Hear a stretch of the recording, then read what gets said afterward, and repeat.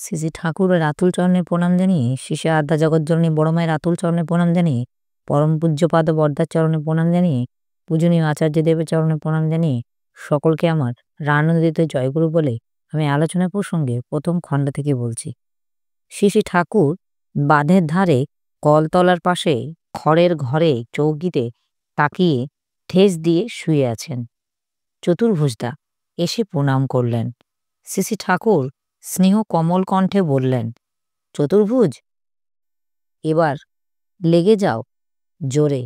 পরে আবার বললেন, তোমার কোনো ভাই নাকি শিলংয়ে থাকে, শুনেছি বাংলা জানে, তাকে যদি আনতে পারো কিছু গয়লা নিয়ে এসো, কর্মকারের কাজ জানে। এমন কয়েকজন লোক যদি আনতে পারো তাহলে কারখানাটা জোরে চালানো যায়। লেদের কাজ, ঢালাইয়ের কাজ, ঝালাইয়ের কাজ,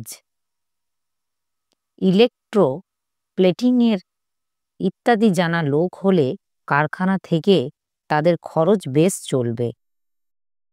মিলিটারি ম্যান যদি আনতে পারো খুব ভালো হয়, তারা মিলিটারি ট্রেনিং দেবে। তোমাদের একটা রিলিজিয়ান ফোর্ট এর মতো হবে। তোমরা অসময়ে কত লোককে আশ্রয় দিতে পারবে। দুপুরের হস্তরেখা, জ্যোতিষী, আধ্যাত্মিক তত্ত্ব সম্বন্ধে কথা হচ্ছিল। শ্রী শ্রী ঠাকুর তার তাৎপর্য সম্বন্ধে বললেন। আগ্রহের দরুন আমাদের মস্তিষ্কে চাপ আসে, আর তার থেকে আমাদের হাতের রেখা ফুটে ওঠে, কপালের রেখাও পড়ে। আমরাই আমাদের ভবিষ্যৎ সৃষ্টি করি। আমরা হয়তো বুঝতে পারি না কি গড়ছি, কিন্তু হাত দেখলে তা পরিচয় পাওয়া যায়। জন্মলগ্ন দেখে যে একজনের সারা জীবনের কথা ভবিষ্যৎবাণী করা যায়। তার কারণ কোন কোন বৃত্তি যে তাকে নিয়ন্ত্রণ করছে, জন্মলগ্নের গ্রহ সমাবেশ দেখে এইটি জানলে সেই সব বৃত্তির দ্বারা চালিত হয়ে তার জীবনটা কেমন দাঁড়াতে পারে বোঝা যায়। একটা গাড়ি চাকার পরিধি যদি জানা থাকে তাহলে কতবার ঘুরে কত দূরে যাবে বলতে পারি। যারা বৃত্তির অধীশ তাদের সম্বন্ধে কিন্তু ঠিক করে বলা যায় না। তারা একটা অবস্থায় পড়ে কিভাবে প্রতিক্রিয়া করবেন সে তাদের নিজেদের উপর নির্ভর করে। আমার সম্বন্ধে ভৃগু লিখেছেন যে কত কি হতে পারে তা বলা যায় না। মানুষ ইষ্ট দ্বারা চালিত হলে তার সম্বন্ধে ও কথা খাটে। ইষ্টের উপর একান্ত অনুরক্তি থাকলে মানুষ কর্মফলও এড়াতে পারে। যতীন্দ্রদা যদি আমার কথা শুনত, সেদিন না যেত, তাহলে অমনভাবে মৃত্যু হতো না। তপোবন বোর্ডিং এ একটা ছেলে খুব অসুস্থ, সেজন্যে শ্রী শ্রী ঠাকুর খুব উদ্বিগ্ন। বারবার তার খবর নিচ্ছেন। বিকালে বলছেন, প্রতিলোমজ সন্তান কখনো ভালো হতে পারে না, তাদের মধ্যে বিশ্বাসঘাতকতা থাকবেই। উচ্চবর্ণের মেয়ে নিম্নবর্ণের ছেলের সঙ্গে বিয়ে হলে যেখানে স্বামীর উপর শ্রদ্ধা থাকতে পারে না, বহু গণ্ডগোলের সৃষ্টি হয়। অমন্তর ক্ষেত্রে শোনা যায় যে স্বামীর প্রতি বিরক্তিবশত সন্তানকে মা কুতক্কা বাচ্চা পর্যন্ত বলে থাকে।